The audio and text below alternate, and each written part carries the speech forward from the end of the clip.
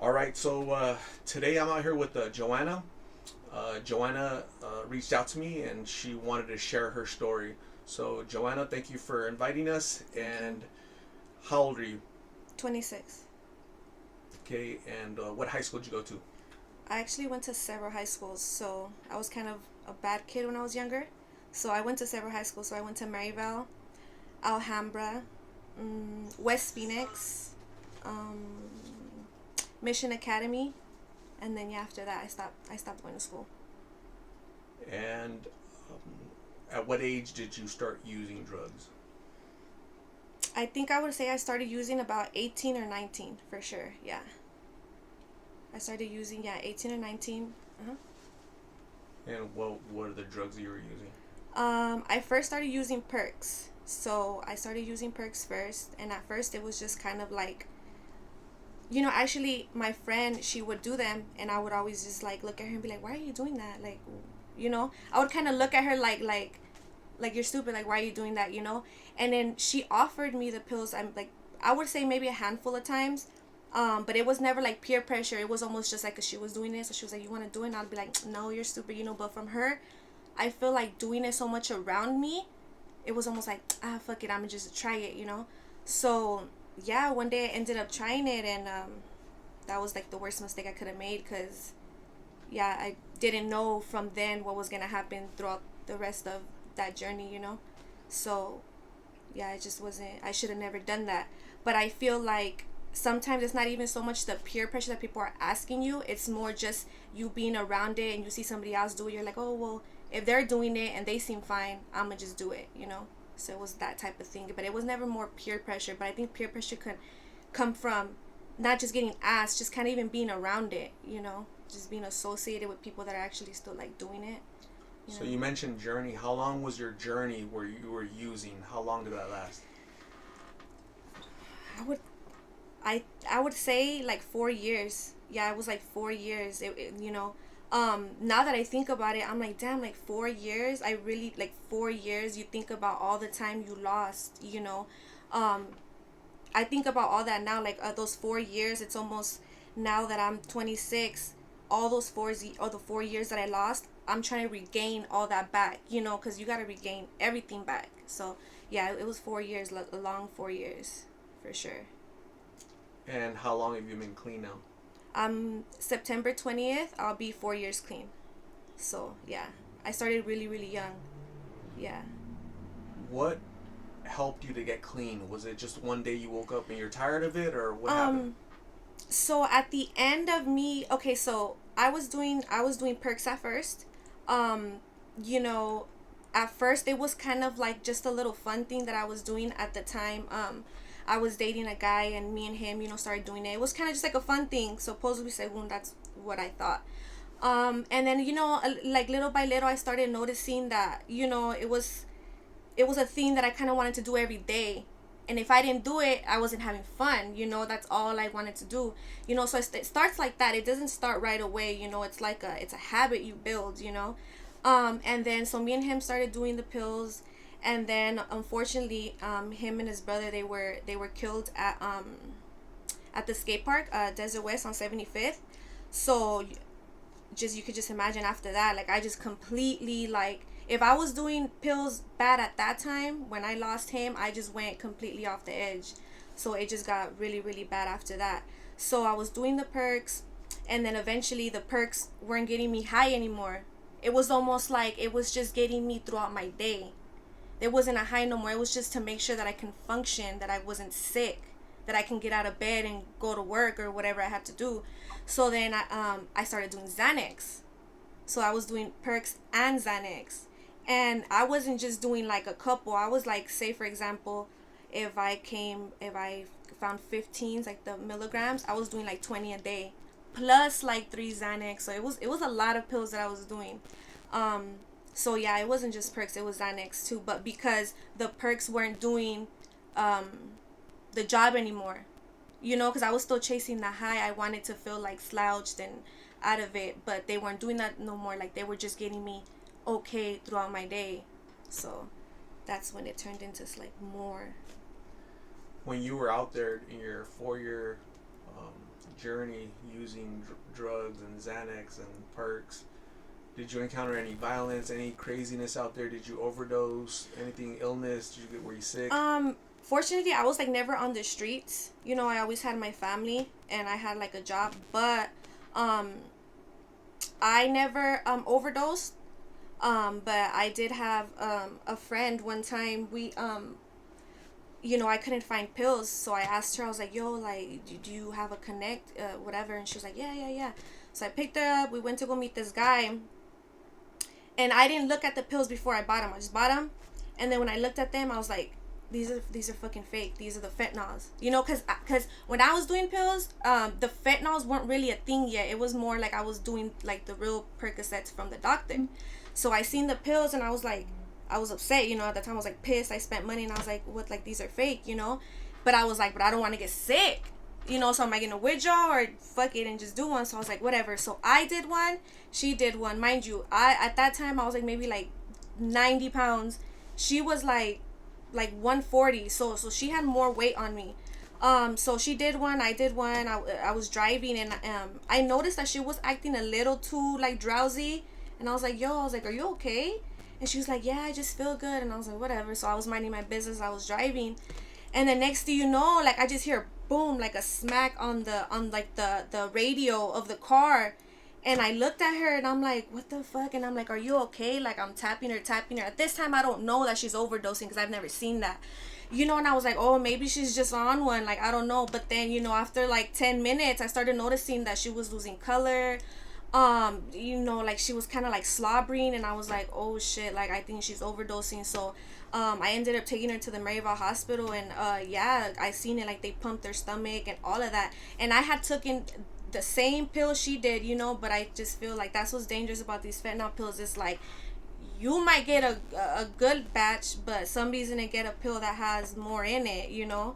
And I'm like, and I was way smaller than her, so I was just like, you know, I was confused. But so you know, I ran into a lot of like stuff like that, or you know, just you just run into like just a lot of dirty people just doing like messed up things, you know, to sell you the pills. They don't care about you, like they're just selling them to you. They don't care about what they're selling to you, you know.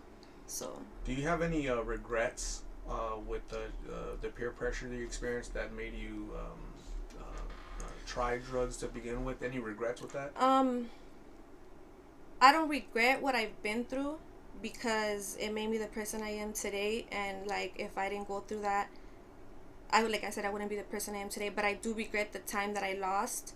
The time that I lost like with my family.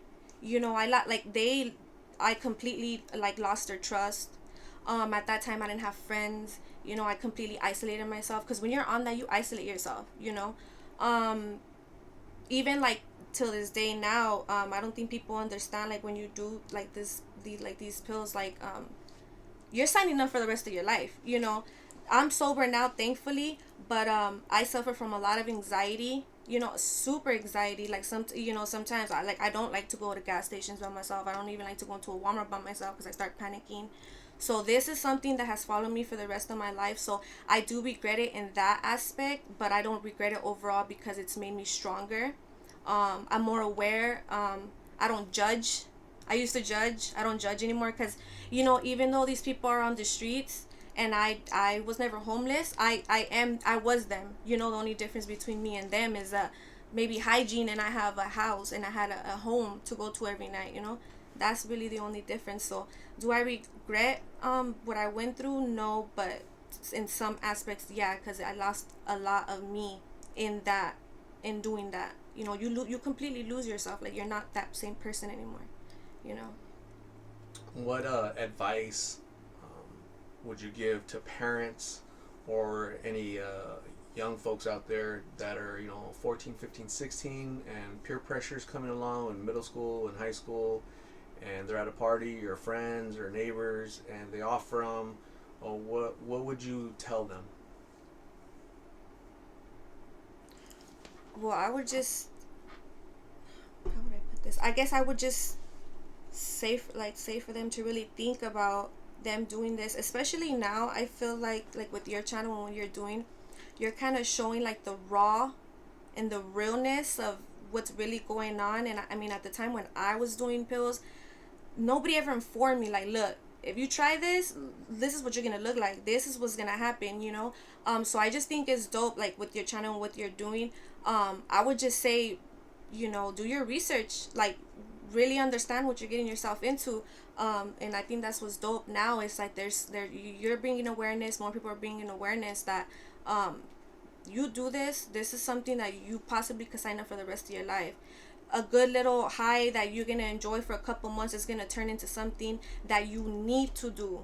You don't want to do it anymore, you need to do it, because if not, you're gonna get sick, you know. And for like the parents, I've gotten asked this many times, because you know my mom has friends at work that their kids are on pills, and my mom is like, my daughter was on pills, and they're always like, how did she do it, how did she get off, you know. And to be honest, a little couple months before I got clean, I was like tired of being tired. I was like tired of chasing a high. I would just look at myself and I would just like, I knew that wasn't me, like that was never me. And then I would just look at other people, like other girls, and I'd be like, oh, like she has this, like she looks so pretty. And I didn't have any of that, because any money that I did get was going straight to that, you know. So I would admire them and envy, and I would envy that they could just normally live their day every day, and I couldn't just wake up and just chill. I was waking up every day. How am I gonna get high?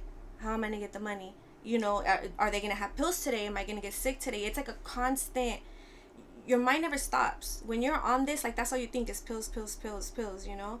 So yeah, I just think people overall should just think about like what you're really signing up for. It's a long journey that you're gonna sign up for. I mean, some people I know could do it and they're fine and they don't do it again, or they could do it every couple of days or whatever, you know, and don't. But overall, most of the people that you see now, like, they're addicted, you know. There is no doing it sometimes. Like eventually you're just gonna get stuck, you know.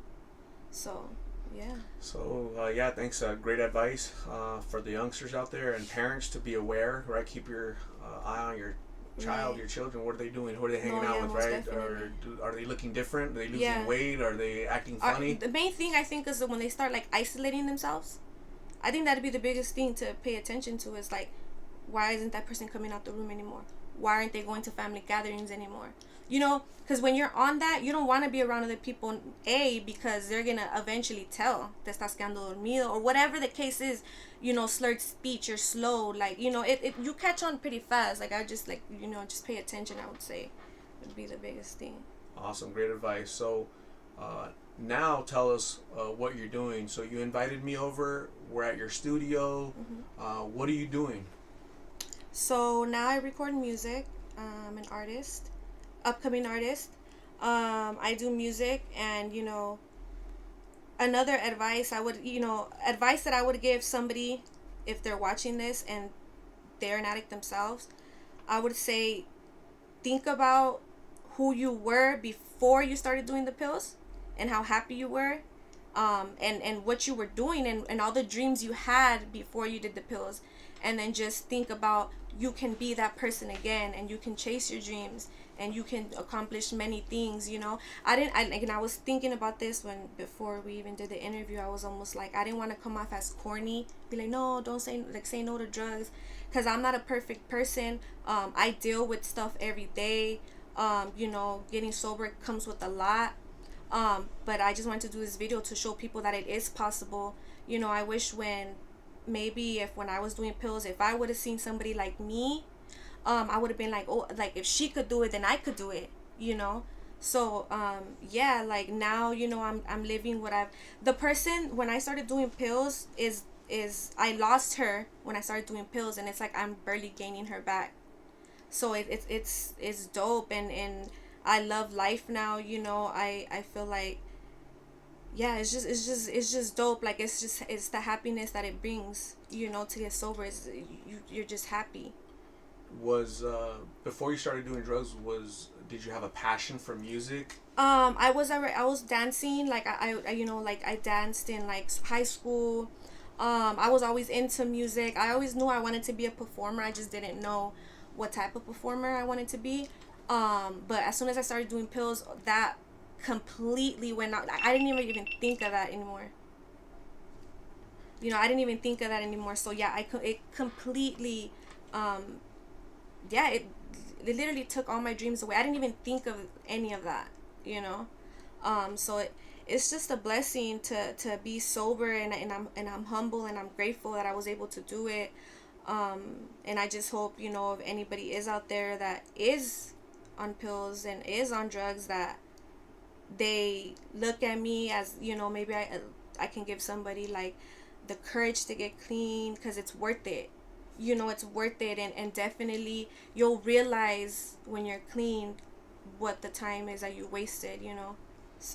So I would consider you a success story, right? Because you guys are far and few between. Because the folks that I'm interviewing at, that they're very young, yeah, right? They're lost, completely yeah, lost. They don't care about their family. They don't yeah, care about their hygiene. They don't uh-huh, care about music. yeah, They don't yeah, care what their dreams, hopes.